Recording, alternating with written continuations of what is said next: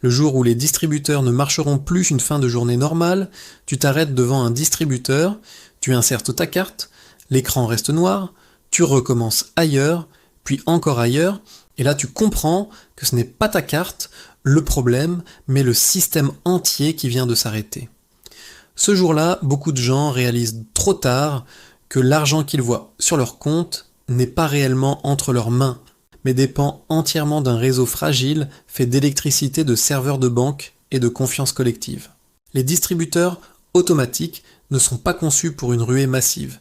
Ils contiennent peu de liquide et se vident en quelques heures dès que la panique commence, surtout quand tout le monde essaie de retirer en même temps.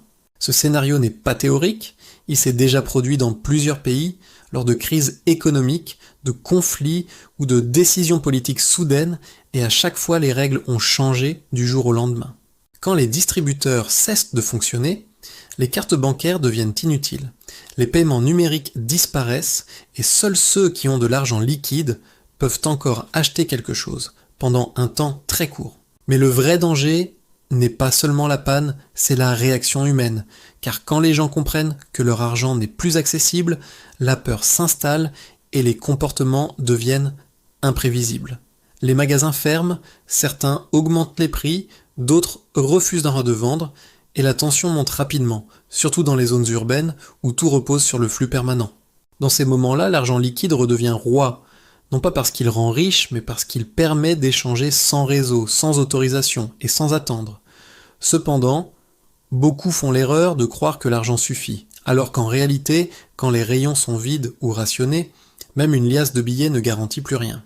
Ceux qui traversent ces situations sans paniquer ont toujours anticipé un minimum, pas des mois à l'avance, mais suffisamment pour ne pas dépendre totalement du système. Ils n'ont pas tout misé sur le numérique, ils ont diversifié leurs moyens et surtout, ils savent rester calmes, parce qu'ils ont une marge de manœuvre. La vraie question n'est pas de savoir si ce genre de panne peut arriver, mais quand elle arrivera et dans quelle situation tu te trouveras à ce moment précis. Devant un distributeur éteint, entouré de gens stressés, ou chez toi avec de quoi tenir quelques jours sans avoir besoin de courir dehors. Le plus dangereux dans ces crises n'est pas leur durée, car elles peuvent être courtes ou longues, mais leur imprévisibilité totale.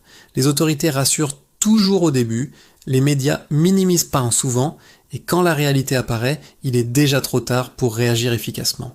Nous vivons dans un monde ultra connecté, très pratique au quotidien, mais extrêmement fragile, où une simple panne peut bloquer l'accès à l'argent, à la nourriture et aux services essentiels. Prévoir ce scénario n'est pas être parano, c'est être lucide, car réduire sa dépendance totale à un système fragile est aujourd'hui une forme de sécurité personnelle.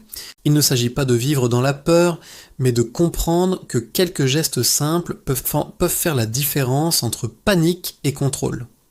Le jour où les distributeurs ne marcheront plus, beaucoup découvriront que leur sécurité reposait sur une illusion, tandis que d'autres resteront calmes, simplement parce qu'ils avaient envisagé cette possibilité.